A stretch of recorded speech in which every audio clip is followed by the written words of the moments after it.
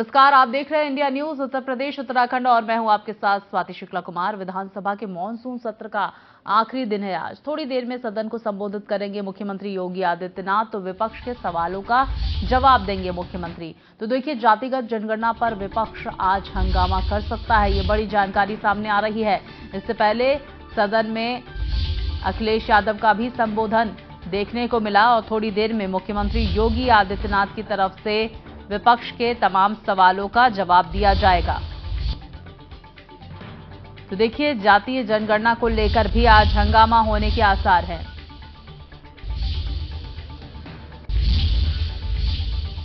तो देखिए, यूपी विधानसभा के मॉनसून सत्र का आज 5वां दिन है और अंतिम दिन है आज। तो सदन की कार्यवाही जारी है और अभी से कुछ ही देर बाद सीएम योगी आदित्यनाथ विपक्ष के सवालों का जवाब देने वाले हैं और इसलिए सदन में आज सत्ता पक्ष और विपक्ष के बीच हंगामा देखने को भी मिल सकता है। 5 दिन वाले मॉनसून सत्र में क्या कुछ खास रहा और कौन कौन से मुद्दे उठाए गए, वो हम आपको ग्राफिक्स के जरिए दिखाते हैं। तो मॉनसून सत्र के पहले दिन विपक्ष ने मणिपुर हिंसा पर चर्चा करने की मांग की, जिसको विधानसभा अध्यक्ष ने सरे से नकार दिया, जिसको लेकर विपक्ष ने जोरदार हंगामा भी किया। जिसके बाद सदन में उत्तर प्रदेश दंड विधि संशोधन अध्यादेश समेत 8 अध्यादेश जो है वो पेश किए गए।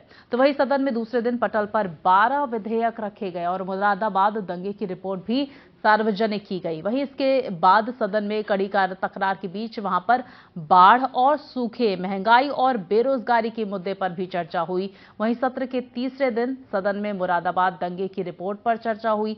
इसके अलावा महंगाई और बेरोजगारी के साथ साथ जनप्रतिनिधियों के प्रोटोकॉल उल्लंघन का भी मुद्दा उठाया गया। तो विपक्ष की तरफ से कहा गया है कि अफसर उनका फोन नहीं उठाते हैं, जबकि चौथे दिन भी प्रश्नकाल के दौरान सपा विधायक ने विधानसभा अध्यक्ष पर समय न देने का आरोप लगाया है, जिसके बाद कार्यवाही स्थगित हुई और कुल मिलाकर जो सत्र है वो हंगामेदार रहा। और आज आखिरी दिन है और अब से कुछ ही देर में मुख्यमंत्री योगी आदित्यनाथ सदन को संबोधित करेंगे। तो देखिए, ग्राफिक्स के जरिए हमने आपको जानकारी दी और अब आपको इंडिया न्यूज संवाददाता की ये खास रिपोर्ट दिखाते हैं। उत्तर प्रदेश विधानमंडल के मानसून सत्र का आज आखिरी दिन है। पिछले 4 दिनों में सत्र में काफी हंगामा हुआ, चाहे पक्ष हो या विपक्ष, दोनों एक दूसरे के ऊपर खूब हमलावर रहे। आपको बताएं कि पिछले 4 दिनों में 1 दर्जन से ज्यादा विधेयक पारित हुए, कई पुराने नियम भी बदले गए। हालांकि जो महत्वपूर्ण चीज है कि इस दौरान मुरादाबाद दंगों की रिपोर्ट भी सदन के पटल पर रखी गई। इस रिपोर्ट के माध्यम से सरकार ने कई विपक्षी दलों को करारा जवाब देने की कोशिश की और साथ ही साथ उनके ऊपर भी सवाल उठाए। बता दें कि मुरादाबाद दंगों की जो रिपोर्ट रखी गई उसमें भारतीय जनता पार्टी और उसके संगठन से जुड़े लोग या उसके समर्थित संगठनों से जुड़े लोग, उनको क्लीन चिट दी गई और साथ ही साथ उस दंगे में 43 लोग मारे गए थे, जो कि सीधे तौर पे उस समय की मौजूदा सरकार पे उंगली उठाती है। इसके अलावा अगर महत्वपूर्ण विधेयक की बात करें तो शिक्षा चयन आयोग का विधेयक पारित हुआ, यानी कि शिक्षा चयन आयोग के माध्यम से अब चाहे किसी भी समकक्ष शिक्षकों की भर्ती का मामला हो या किसी भी कैटेगरी के शिक्षकों की भर्ती का मामला हो, वो इस चयन आयोग के माध्यम से आएगा। और तीसरी सबसे महत्वपूर्ण चीजों की अगर बात करें जिसको लेकर विपक्ष भी हमलावर है, वो है विधानसभा नियमावली 2023। आपको बता दें कि 65 साल पुराना जो नियम है वो अब बदल जाएगा और नए नियम के मुताबिक कोई भी सदस्य सदन के अंदर मोबाइल, प्रतीक चिन्ह, किसी भी तरीके का बैनर लेकर नहीं पहुंच पाएगा। इसको लेकर विपक्ष लगातार हमलावर है और विपक्ष का कहना है कि सरकार, एक पहले केंद्र में जो है विपक्ष की आवाज दबाई गई, अब उसी नक्शे कदम पर चलते हुए उत्तर प्रदेश की सरकार भी विपक्ष के आवाज को दबाने की कोशिश कर रहा है। कैमरा पर्सन गौरव के साथ मार्तन सिंह, इंडिया न्यूज, लखनऊ। तो वहीं अब आपको मॉनसून को लेकर योगी सरकार के मंत्रियों के बयान सुनवाते हैं मॉनसून सत्र के दौरान। 2023 में भी अविश्वास प्रस्ताव लेकर के आए हैं, तो 28 के लिए माननीय प्रधानमंत्री जी ने कहा है, अर्थात तीसरी बार मोदी सरकार यह तय है। कांग्रेस सहित जो कांग्रेस के साथ उनके गठबंधन के साथी हैं, उनकी नकारात्मक विपक्ष की भूमिका रही है। कभी देश की भलाई की, गरीब की भलाई की, किसान की भलाई की, नॉर्थ ईस्ट की भलाई की, पूर्वी उत्तर प्रदेश के भलाई की, यह कभी सोचे ही नहीं। इनका एक ही लक्ष्य रहता है, सत्ता प्राप्त करो, लूटो और बस एक जुट होकर के देश को बर्बाद करो। प्रधानमंत्री के जवाब। आज सदन का आखिरी दिन है, सत्र का आखिरी दिन है और हम सब लोगों ने पूरे सप्ताह किसानों के मुद्दे पर सूखे की स्थिति से निपटने के लिए जो तैयारियां हुई हैं उनके मुद्दे पर, और कई जिलों में बाढ़ की स्थिति उत्पन्न हुई, उनकी स्थिति पर गंभीर विचार विमर्श हुआ है। और मैं प्रदेश के सभी माननीय विधायकों का बहुत बहुत आभार प्रकट करता हूं। हमारी सरकार की प्रतिबद्धता है कि हम प्रदेश को चतुर्मुखी विकास की ओर ले जाएंगे और भारत का डेवलपमेंट के लिए एक जो है मॉडल स्टेट के रूप में हम इसे प्रस्तुत कर रहे हैं। और लाइन ऑर्डर बहुत अच्छा होने के कारण प्रदेश के विकास की जो संभावनाएं हैं दिन प्रतिदिन तेजी के साथ आगे आमूलचूल परिवर्तन की ओर बढ़ रही हैं। नौजवानों को सीधे हमने रोजगार से जोड़ा है, जिससे प्रति व्यक्ति आय भी बढ़ाने में हमें सफलता मिली है। आज हम दूध उत्पादन में नंबर 1 पर हैं, गेहूं उत्पादन में नंबर 1 पर हैं, चीनी उत्पादन में नंबर 1 पर हैं। तो कृषि क्षेत्र में बहुत अच्छा काम हुआ है। और इंफ्रास्ट्रक्चर डेवलपमेंट में आज सर्वाधिक एक्सप्रेसवेज वाला स्टेट हमारे पास है, सर्वाधिक बिजली खपत वाला राज्य हमारा राज्य है। और इसके अलावा स्वास्थ्य सेवाएं भी हमारी नंबर 1 पर हैं। हर स्थिति में उत्तर प्रदेश राज्य नंबर 1 पर आने के लिए पूरे देश में बहुत तेजी के साथ आगे बढ़ रहा है। अपोजिशन भी जनगणना को लेकर अभी भी सवाल उठा रहा है। देखिए, हमारी जो प्रतिबद्धता है वो प्रदेश की जनता के प्रति है, लोगों के जीवन स्तर को ऊपर उठाने के लिए है। माननीय प्रधानमंत्री नरेंद्र मोदी जी की गरीब कल्याण योजनाओं ने जनता का भरोसा जीता है। सभी गरीब आदमियों को महसूस होता कि उनके अभिभावक के रूप में माननीय मोदी जी हैं, जो लगातार कोरोना महामारी से लेकर अब तक 80 करोड़ लोगों से अधिक को लगातार निःशुल्क राशन पूरे देश में मिल रहा है। और सर्वाधिक प्रधानमंत्री आवास अपने प्रदेश में मिले हैं, सबको शौचालय मिला है। उज्ज्वला गैस योजना के तहत सबको गैस कनेक्शन मिले हैं। और ये तय है कि गरीब आदमी के जीवन स्तर को बदलने में भारतीय जनता पार्टी की सरकार माननीय मोदी जी कामयाब हुए हैं। आज विधानसभा में तो जितने विधेयक थे वो सब पारित हो चुके हैं। आज तो माननीय नेता सदन को बोलना है 1 बजे, और वो जो चर्चा हुई है उसका जवाब भी देंगे। और कुल मिलाकर सरकार की उपलब्धियों पर विशेष रूप से फोकस रहेगा। और आज 5वां दिन है सदन का, तो निश्चित रूप से सभी लोग इसी उसमें हैं कि एजेंडे में जनगण मन भी छप गया है। तो आज समापन हो रहा है सकुशल। और मुद्दा विहीन विपक्ष केवल केवल उत्तर प्रदेश के जनमानस का ध्यान भटकाना चाहता है। लेकिन उत्तर प्रदेश की हमारी योगी सरकार पूरी ईमानदारी से, गंभीरता से जिस तरीके से प्रदेश के विकास को सुनिश्चित कर रही है, आम जनमानस के अंदर एक भरोसा है कि पहली बार एक ऐसी सरकार है योगी सरकार के रूप में जो सही मायनों में प्रदेश को डेवलपमेंट की तरफ तेजी से आगे ले जा रही है। देखिए, गठबंधन का कोई भी फैसला हमारा शीर्ष नेतृत्व लेता है। सभी विधायक चाहे किसी भी दल के हो, हमारे मुख्यमंत्री जी की ये मंशा रहती है कि सभी क्षेत्रों का समान रूप से विकास हो।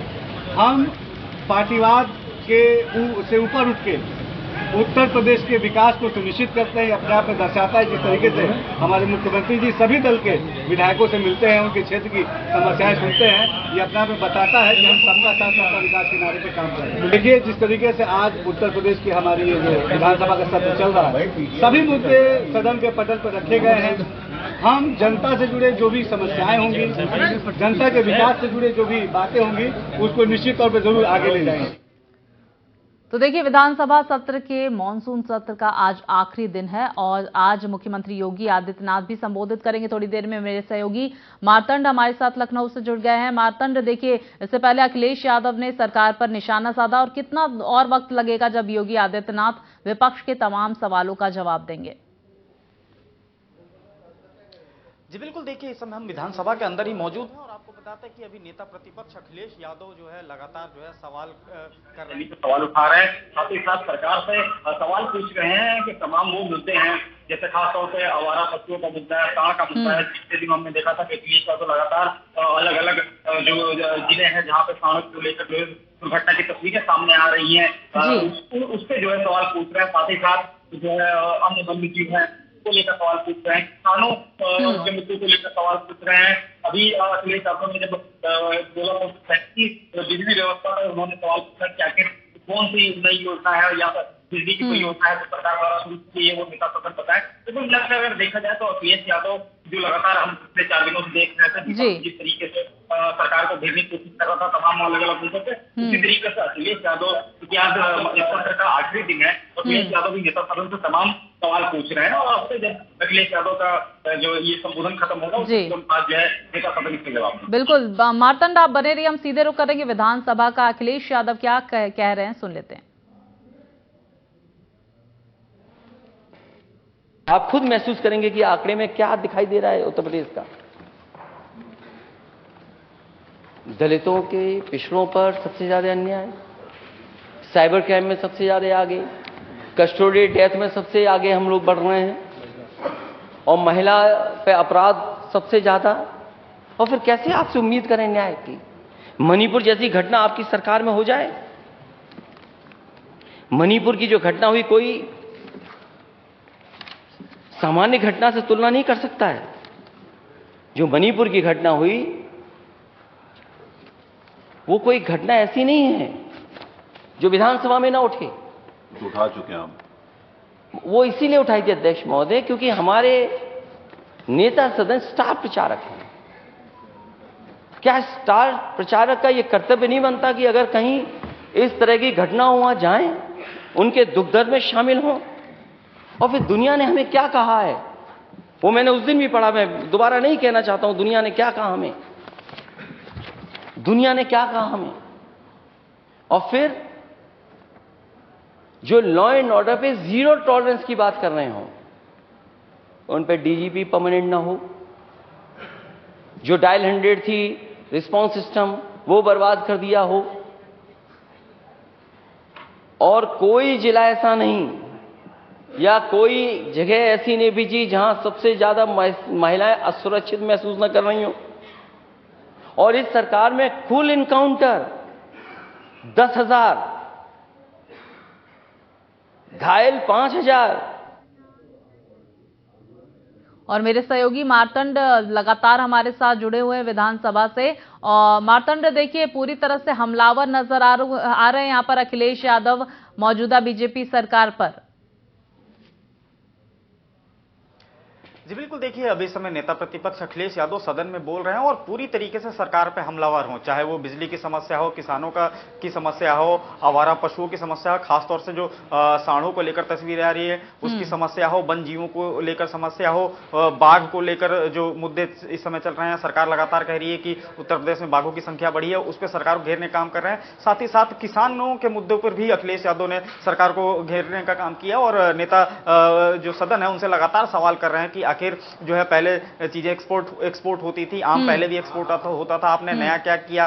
पौधारोपण जो अभी वृक्षारोपण अभियान जो सरकार की तरफ से चलाया जा रहा है, सरकार कह रही है कि 1.5 लाख से ज्यादा करोड़ से ज्यादा जो है उन्होंने वृक्षारोपण किए। तो उस पर अखिलेश यादव ने तंज कसते हुए कहा कि कहीं ऐसा तो नहीं है कि वो टमाटर के पौधे रोपे गए हों उसी को इन्होंने गिन लिया हो, क्योंकि इतने पौधे अगर अभी तक रोपे गए होते तो जंगल हो जाना चाहिए था। तो कहीं ना कहीं अखिलेश यादव अपने फुल फॉर्म में नजर आ रहे हैं और जिस तरीके से सरकार को घेरने का काम कर रहे हैं, तमाम वो मुद्दे जो पिछले 4 दिनों से समाजवादी पार्टी के अलग अलग सदस्य अभी लगातार, चाहे वो विधान परिषद हो चाहे विधानसभा में उठा रहे थे, अब जो है नेता प्रतिपक्ष ने खुद कमान संभाल ली है और इस समय उनका उद्बोधन चल रहा है। और पूरी तरह से हमलावर है इस वक्त अखिलेश यादव। और थोड़ी देर में उत्तर प्रदेश के मुख्यमंत्री योगी आदित्यनाथ की तरफ से विपक्ष के तमाम सवालों का जवाब दिया जाएगा। योगी आदित्यनाथ संबोधित करेंगे। मार्तंड, तमाम जानकारियां आपने हम तक पहुंचाई, धन्यवाद आपका। आप नजर बनाए रखिए, आपसे आगे भी अपडेट लेंगे।